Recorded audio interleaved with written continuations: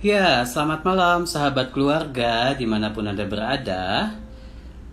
Senang sekali hari ini kembali bertemu bersama dengan saya dan Andy Darmawan dari Familyverse Indonesia. Ya, selamat malam semuanya. Hari ini kita mau bersama-sama ngobrol di acara kita Ngopi Sore. Ya, jadi hari ini kita mau ngobrol pintar soal relasi dan hari ini topik kita menarik banget sahabat keluarga. Dan hari ini kita akan ngobrol bersama dengan Pak David Wongso. Beliau adalah CEO dari Devhan International dan beliau juga sekarang adalah Interim Country Director di Familyverse Australia ya. Jadi Pak David akan ngobrol bersama-sama dengan kita di dalam kesempatan malam hari ini dan kita akan ngobrol soal karir dan keluarga. Nah, ini jadi sebuah persoalan ya. Acap kali kita memang perlu bijaksana nih tentang bagaimana seharusnya kita bisa menyeimbangkan antara mengejar karir dengan prioritas keluarga kita. Lalu sejauh mana sih sebenarnya dukungan keluarga itu akan menolong kita untuk bisa memiliki karir yang bagus. Topik kita hari ini adalah karir dan keluarga. Wah, ini topik yang menarik nih ya, dan saya percaya banyak di antara sahabat keluarga pun menggumuli hal ini tentang bagaimana sih supaya antara karir dan keluarga itu bisa saling support satu dengan yang lain. Oke, kita tidak tunggu lama-lama karena waktu kita juga terbatas, hanya 30 menit dan kita akan bersama-sama ngobrol bersama dengan Bapak David Wongso dan kita akan belajar banyak dari beliau di dalam kesempatan malam hari ini. Halo Pak David, selamat malam Pak. Halo, selamat malam semuanya. Selamat malam Pak Andy. Ya, hari ini obrolan kita seru banget nih Pak soal karir dan keluarga nih Pak David ya. Dan hari ini banyak sahabat keluarga yang sudah join bersama dengan kita. Oke, Pak David, waktu kita cuma 30 menit nih, jadi kita langsung to the point saja ngomongin soal karir dan keluarga.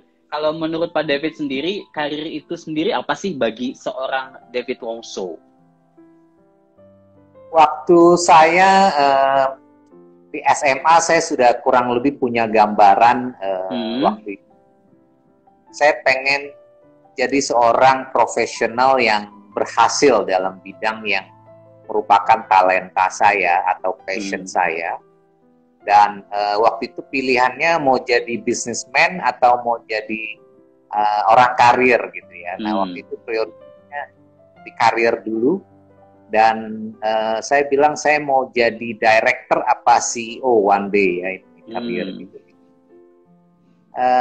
Karir itu sesuatu yang menurut saya kombinasi dari apa yang Tuhan kasih ke kita sebagai talenta, dan mudah-mudahan juga akan kita nikmati kalau kebetulan itu adalah passion kita, dan kalau kita lakukan memberi nilai tambah buat orang sehingga bisa dihargai dan mudah-mudahan juga menghasilkan sesuatu uang untuk kebutuhan hidup kita gitu ya.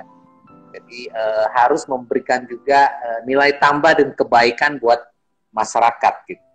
Wow, ini menarik sekali nih. Jadi karir itu bukan cuma sekedar masalah mengumpulkan pundi-pundi uang ya Pak, tetapi sejauh mana hidup kita bisa bermakna buat orang lain. Tadi Pak David sempat share bahwa dulu waktu masih SMA punya cita-cita jadi CEO dan sekarang sudah tercapai nih ya kayaknya cita-citanya ya Pak ya. Oke, pertanyaannya begini nih, pasti banyak sahabat keluarga penasaran juga nih. Kira-kira ketika Pak David meniti karir sampai kemudian sekarang menjadi seorang CEO, adakah tantangan atau mungkin kendala yang Pak David hadapi di dalam meniti karir? Gimana Pak? Tantangan ada, jadi saya karir kita, anggaplah kalau kita dari lulus kuliah umur 22, kita mau pensiun di 55 atau 60 atau bahkan 70 gitu. Itu lebih satu lari maraton ya, jadi bukan sprint ya. Nah, tentunya ketika kita lari maraton sepanjang berpuluh-puluh tahun itu pasti ada up and down, pasti ada kegagalan, ya kan? Menurut saya kuncinya adalah tetap fokus kepada cita-cita dan visi yang sudah Tuhan berikan. Jadi fokus, perseverance. Saya ingat saya sampai dengan lulus SMA itu nggak pernah gagal lah rasanya dalam hidup saya. Berhasil terus, juara, lain sebagainya. Tapi pada waktu menjelang kuliah itu saya punya satu kegagalan, dan itu yang pertama kali dalam hidup saya dan rasanya itu paling berat. Sesudah saya refleksi kembali, saya bilang kegagalan yang Tuhan kasih itu ternyata jauh lebih bermanfaat buat pembelajaran saya. Coba saya pernah gagal. Mungkin biasanya kalau udah sampai di tinggi, gagal itu lebih menyakitkan dan susah untuk bangun. Tapi Tuhan, kegagalan itu untuk membuat saya lebih humble, lebih mengandalkan Tuhan, dan saya belajar bahwa gagal itu is okay. Berani mencoba. Gagal itu is okay. Jangan takut gagal gitu. Wow. Ini menarik banget nih. Ini pesan penting buat sahabat keluarga juga yang mungkin saat ini sedang berjuang untuk meniti karir. Tadi Pak David kasih catatan, jangan pernah takut gagal, karena justru mungkin gagal itu menjadi satu awal untuk kita bisa bangkit dan bisa melakukan hal yang jauh lebih baik. Tapi kan persoalannya Pak, nggak mudah ya menghadapi kegagalan itu seperti yang Pak David tadi ungkapkan. Ketika berbicara soal tidak mudah menghadapi kegagalan, tidak mudah menghadapi tantangan, sebenarnya tantangan terbesar itu tuh muncul dari mana sih? Apakah dari luar, atau justru sebenarnya itu muncul dari diri kita sendiri? Kalau misalnya dari luar apa, kalau dari diri kita sendiri biasanya apa tuh Pak? Tantangan ketika meniti karir. Kalau yang jelas waktu kita mau memulai satu karir, kita biasanya kan dari bawah, nggak langsung jadi direktur kan ya. Betul. Itu tentunya mau bekerja keras. Jadi rasanya tidak ada shortcut untuk menjadi sukses. Jadi mau bekerja keras, mau belajar, mau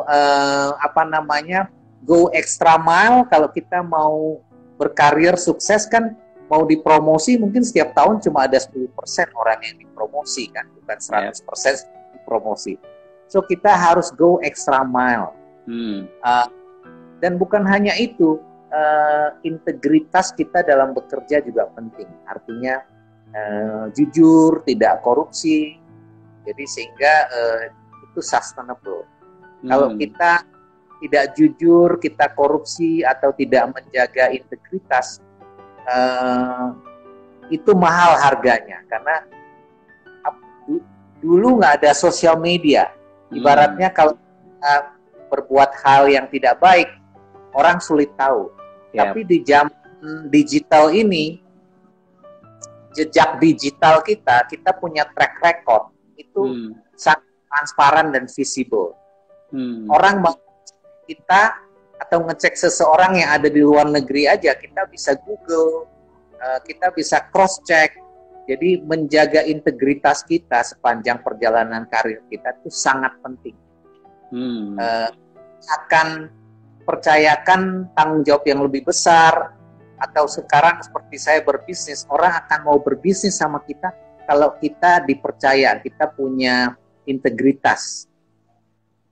Wah, ini menarik nih ya, ketika ngomongin soal integritas berarti memang sebetulnya betapa penting, balik lagi kepada diri kita ya, apa yang ada di dalam diri kita kan ya Pak David ya. Ketika kita misalnya bisa berintegritas, apapun tantangan yang ada di luar sana, ketika kita meniti karir, ya kita akan tetap terus jalan, karena kita berada di track yang benar. Nah, topik kita kan ngomongin soal karir dan keluarga nih Pak David. Kalau bagi Pak David sendiri, sejauh mana sih sebetulnya peranan keluarga, dalam hal ini pasangan ya, tentunya istri, anak-anak, atau orang tua, memberikan dukungan atau berpengaruh terhadap karir kita? Sejauh mana sih pengaruh keluarga itu sendiri? Mungkin bahkan sebelum keluarga, istri, dan anak, satu buat saya adalah Tuhan dulu. Karena yang saya mengimani, yang memiliki hidup saya, yang memimpin perjalanan hidup saya adalah Tuhan. Nah, jadi tentunya harus selalu berserah supaya Tuhan yang perjalanan karir. Nomor 2 tentunya kedua orang tua saya, karena kita merintis karir waktu itu belum menikah ya. Tapi sangat berterima kasih untuk kedua orang tua saya, bukan hanya di karir ya, even waktu kita dari SD, SMP, SMA kita bisa lulus, dari kuliah itu pengorbanan dan dukungan orang tua kita, doa kita. Saya ingat dulu waktu saya mau kuliah, orang tua itu justru ekonominya lagi turun. Jadi saya ingat mau pergi kuliah itu mama saya jual kalungnya untuk biaya saya kuliah ya. Wow. Jadi saya selalu ingat kebaikan kedua orang tua saya, dukungan, semangat dari mereka. Dan tentunya juga keluarga. Kita waktu itu saya dan istri itu bekerja ya. Saya juga sangat dibantu oleh ibu mertua saya yang ikut anak-anak di rumah ketika kami berdua masih bekerja membangun karir. 11 tahun ibu mertua saya almarhum bantu menjaga cucunya gitu. Kami juga bisa tenang bekerja gitu ya. Dukungan dari istri saling mendukung ya, karena kami berdua kan dua-duanya karir ya, jadi saling mendukung. Ada masa di mana karena istri saya seorang konsultan IT dan dia sering keluar negeri berbulan-bulan, saya sebagai suami juga mengambil tugas mengurus rumah, mengurus anak-anak ya. Jadi hal itu yang saya rasakan itu salah satu kunci sukses. Wah, ini menarik nih ya, kalau lihat gambaran kehidupan Pak David dan keluarga nih ideal sekali nih Pak. Ketika sama-sama bekerja, kemudian saling support, bahkan mertua ikut support juga jagain anak-anak. Tapi persoalannya memang kan tidak semua punya kehidupan yang ideal seperti Pak David nih. Nah, kalau bagi Pak David sendiri, gimana nih caranya supaya suami istri yang sama-sama bekerja itu bisa saling support? Apa sih sebenarnya kuncinya, Pak? Kalau bagi saya apalagi seorang psikolog, saya merasa tugas saya itu bukan hanya mencari uang ya. Jadi saya sangat menghargai bahwa waktu yang saya berikan untuk anak-anak saya itu juga sangat penting. Karena saya warisan seorang ayah kepada keluarganya, anak-anaknya itu bukan hanya memberikan uang, tapi pada waktu mereka kecil saya harus ikut serta membentuk karakter mereka. Jadi the first 5 years itu memberikan rasa pada anak itu sangat penting, ya kan? Keluarga yang aman, berikan mereka security sehingga mereka tumbuh jadi anak-anak yang confident, ya, melindungi mereka, mengajarkan karakter, habit, dan mengenalkan iman. Jadi apapun kita, ya misalnya kebetulan saya ke gereja, saya percaya Tuhan Yesus, saya mewariskan iman itu kepada anak-anak saya gitu, ya. Lalu kompetensi, mereka harus punya kompetensi ketika mereka besar. Memberikan koneksi, bukan KKN ya, tapi mengenal ke lingkungan pergaulan yang sehat. Jadi lingkungan juga penting kan. Jadi kalau kita besar di lingkungan yang baik, tentu itu juga punya pengaruh yang positif. Jadi menyediakan lingkungan yang baik ke mereka. Baru yang terakhir, syukur-syukur kalau ada rezeki uang ya kita berikan. Jadi bukan hanya kita sebagai ayah itu kita memberikan legacy uang, tapi iman, karakter, kompetensi, koneksi yang baik, seperti itu. Wah, ini sahabat keluarga banyak yang setuju nih dengan apa yang tadi Pak David ungkapkan ya. Tadi ada Ibu Rida Sinaga, dia bilang saya setuju banget kalau iman itu menjadi warisan yang penting. Tadi saya coba garis bawahi satu kalimat yang Pak David ungkapkan, betapa pentingnya menyediakan waktu buat anak-anak. Ini ada dari Sorong, Papua Barat. Halo Ibu Nancy dari Sorong, ikut join live kita Pak di dalam kesempatan malam hari ini. Ngomongin soal menyediakan waktu nih Pak David. Pak David kan pasti sibuk sekali ya, Bagaimana caranya Pak David sendiri membagi waktu dan mungkin bisa kasih tips nih buat para ayah yang juga sedang sibuk membangun karirnya, membangun bisnisnya, tapi tetap bisa punya waktu buat anak-anaknya. Gimana Pak bagi waktunya? Ya, jadi ada satu masa di mana hal itu menjadi pergumulan saya ya. Jadi tidak semuanya benar. Menjadi pergumulan. Saya pernah ada satu masa di mana jabatan saya sudah besar, tuntutan dari pekerjaan besar, Saya punya bos yang juga sangat workaholic dan sangat demanding. Itu memberikan saya rasa bersalah juga kepada anak-anak saya. Tapi kita hanya punya keluarga satu, kita punya istri dan anak-anak, ya.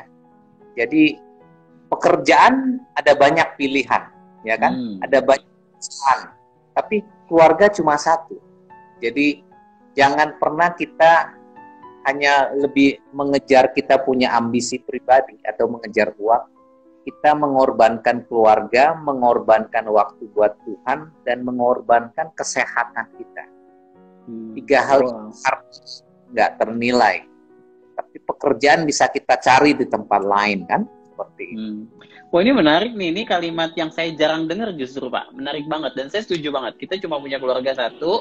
Kita punya hal yang paling berharga di dalam hidup. Sementara pekerjaan kita bisa punya banyak pilihan ya. Walaupun kadang memang kan banyak bapak-bapak nih pakai alasan. Saya ini bekerja buat keluarga saya, bekerja untuk memenuhi kebutuhan mereka. Tetapi yang digarisbawahi oleh Pak David adalah bagaimanapun keluarga tetap nomor satu. Pernah ada komplain dari anak-anak nggak, Pak, selama ini, Pak? Well, saya pernah mau izin sama ya. Saya bilang, bos, saya mau ke sekolah besok. Anak saya ada performance di sekolahnya. Tapi janji jam 10 saya udah sampai ke kantor ya. Nah, bos kurang seneng tuh. Tapi saya bilang, Pak, saya bukannya takut istri.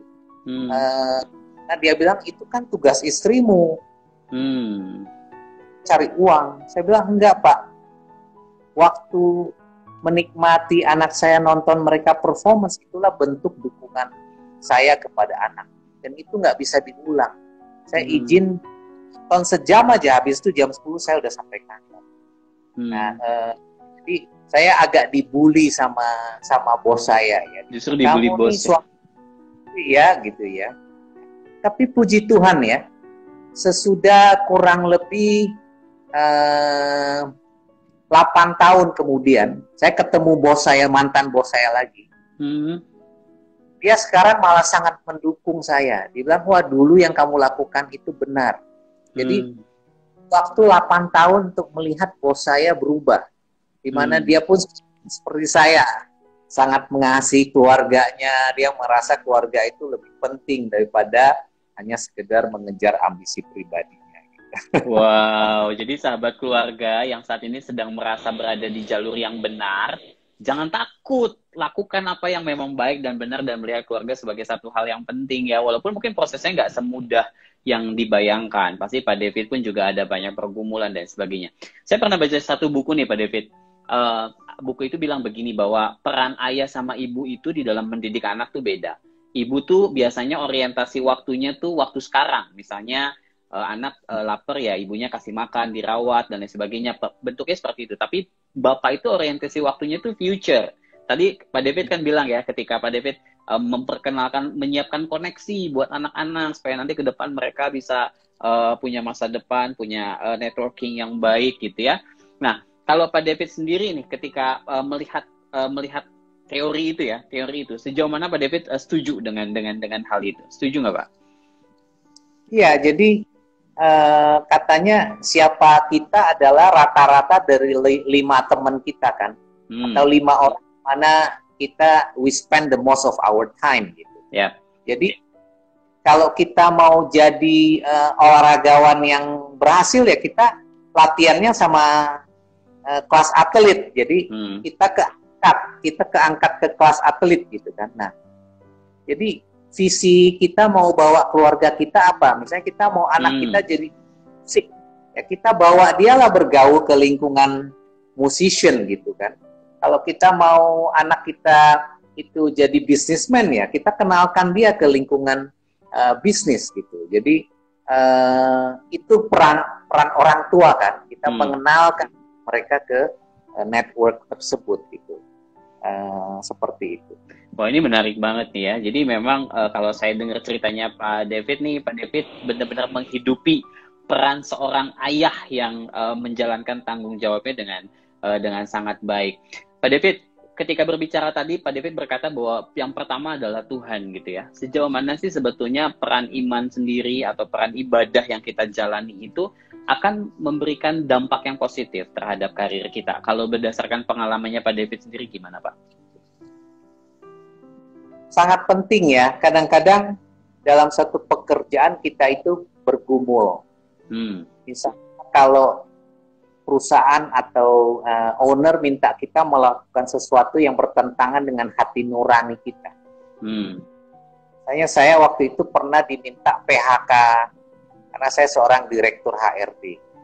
Saya diminta owner mem-PHK karyawan tanpa bayar pesangon sepeser pun. Wow. Nah, bertentangan sama nurani, bertentangan sama iman. Betul. Karena sesuai aturan undang-undang ketenaga kerjaan kan.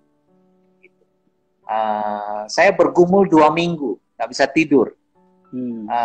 Maka saya harus menjaga saya punya jabatan dengan gaji dan fasilitasnya dengan menjalankan apa yang bos saya minta, gitu ya. Tapi saya pikir saya nggak bisa lakukan itu. Bukan karena saya takut, bukan karena saya nggak tahu caranya, tapi saya sama Tuhan. Saya pilih untuk tidak melakukan itu. Wah, ini menarik nih ya. Dan saya percaya itu pasti nggak mudah ya Pak, karena taruhannya kan karirnya Bapak nih. Kalau nggak ngikutin maunya bos ya, mungkin bos akan bilang ya udah kamu menjadi bagian yang di PHK oleh saya. Tapi ini menarik dan akhirnya memang Pak David berhasil melewati ini. Ini Pak David kan sibuk banget nih ya. Pak David ini bolak-balik Australia, bolak-balik Jakarta nih Pak ya. Ini berarti LDR-an nih ceritanya sama istri dan anak-anak nih Pak ya. Karena anak-anak diausikan ya. Gimana Pak mensiasatinya Pak LDR-an dalam situasi begini nih supaya tetap perhatian kepada keluarga bisa tercurah dengan penuh. Apa yang biasanya Pak David lakukan? Iya, saya jadi sebelum pandemik itu saya setiap bulan saya 3 minggu di Jakarta, 2 minggu di Melbourne. Bisnis saya di sini. Ya. Jadi saya berusaha untuk setiap hari itu ada WA dengan istri dan anak-anak, atau ada Zoom. Ya. Nah selama pandemik ini kadang-kadang saya pakai kesempatan bonding sama anak saya yang nomor 1, udah tahun depan akan kuliah itu, lewat saya ajarin dia pelajaran. Jadi perannya saya kayak misalnya minggu lalu itu dia mau ada ulangan, saya spend hampir seminggu 3 kali sejam untuk lewat Zoom itu kita kayak belajar, saya tutor dia gitu ya. Dan itu secara nggak langsung itu bonding sama anak saya gitu. Lalu juga saya suka telepon istri saya atau anak perempuan saya, atau dikirimin artikel atau foto, gambar yang menarik, yang ada nilai edukasinya sama mereka. Gitu. Ya. Jadi tolong oleh Zoom, oleh WA, oleh video call seperti itu.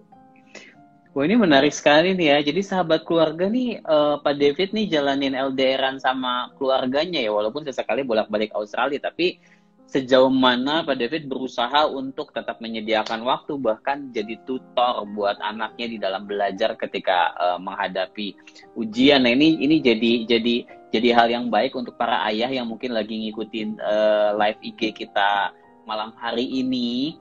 Ayo kita mulai menikmati waktu bersama dengan anak kita, istilahnya Pak David tadi bonding bersama dengan anak kita, karena itu adalah hal yang mungkin tidak akan pernah tergantikan kapanpun.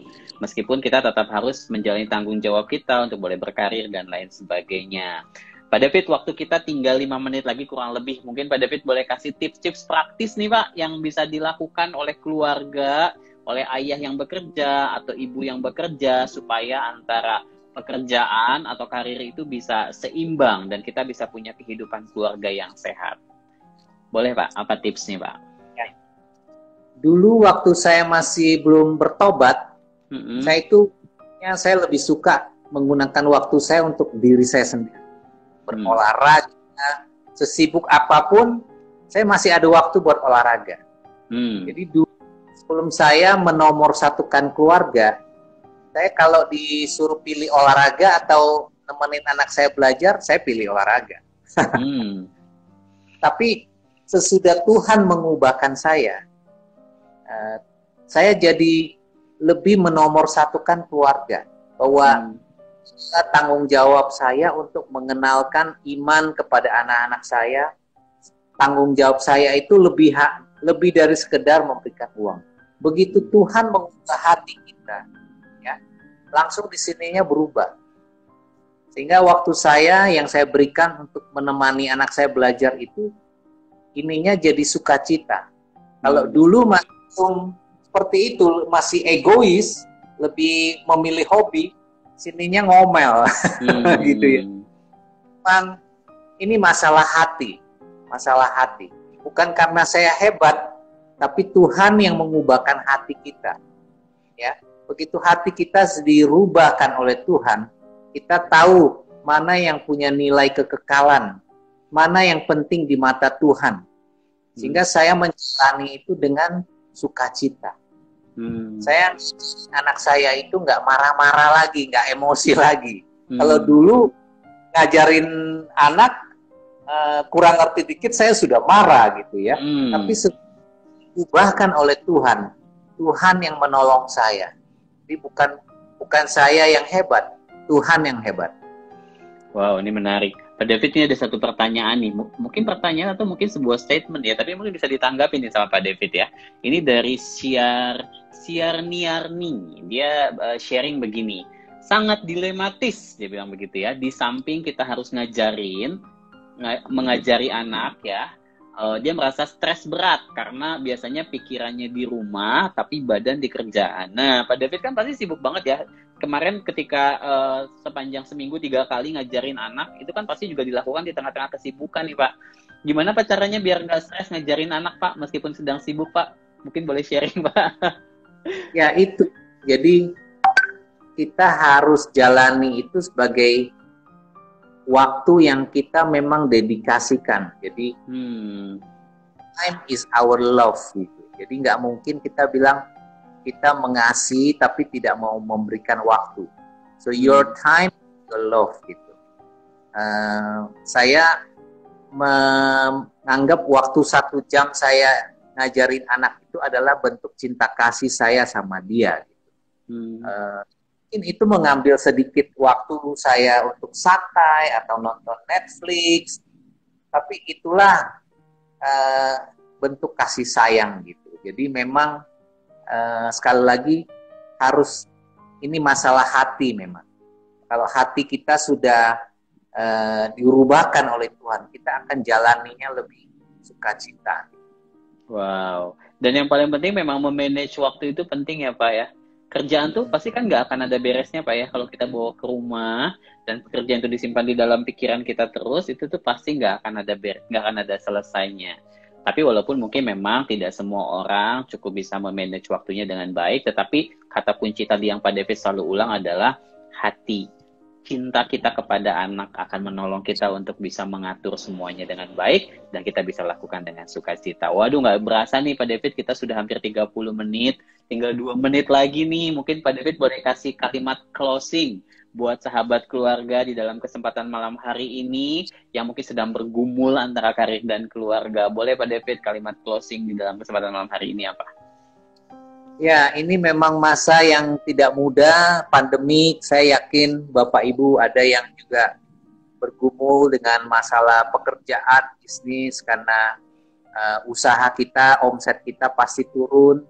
Tapi saya berdoa, kita mengandalkan Tuhan, kita bisa melewati krisis ini, kita sehat, keluarga kita dilindungi oleh Tuhan, dan kita bisa lewatin krisis ini bersama-sama dengan keluarga kita. Saya berdoa yang terbaik untuk Bapak Ibu semua di sini.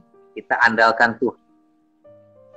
Wow, thank you banget Pak David. Satu kalimat penting yang nggak boleh dilupakan. Ketika kita mau mengatur antara karir dan keluarga, jangan pernah mengandalkan diri kita sendiri, tetapi terus andalkan Tuhan, maka Tuhan akan kasih kita hikmat untuk kita bisa memilih mana yang terbaik untuk kita boleh jalani. Dan yang paling penting nggak boleh khawatir ya Pak ya. nggak boleh khawatir sesulit apapun. Tetap keluarga itu harus nomor satu. Sekali lagi terima kasih Pak David untuk malam hari ini, juga sahabat keluarga yang sudah join di dalam kesempatan malam hari ini. Selamat malam semuanya, selamat menikmati waktu bersama dengan keluarga Anda.